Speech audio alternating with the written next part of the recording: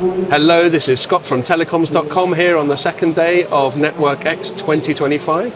And I'm delighted to be speaking to my colleague Jaimie from Omdia. So Jaimie, what have you been talking about at the show?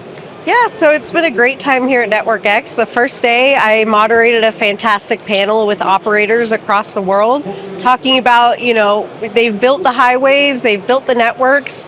Now it's getting people to drive on the road, and how do we get those activations? What's the timeline look like to keep investors happy?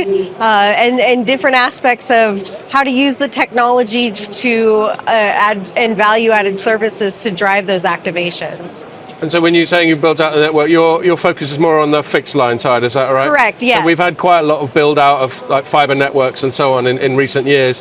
And so you're saying that a lot of your conversation was like, right now we've done that, how do we monetize it? Exactly, how do we monetize it?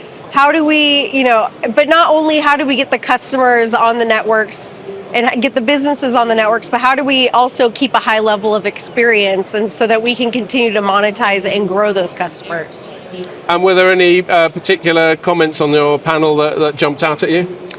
Particular comments, I think, the biggest one I had was there's a lot that goes into individual market circumstances. There's a lot of things that have to be considered with government regulations, and as well as keeping investors happy. That was a big topic of conversation.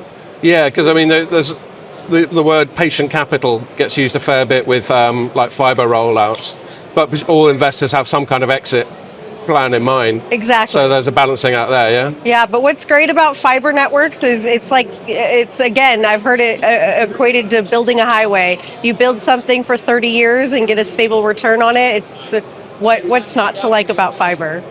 Totally. Okay, great. Thanks a lot. Thank you.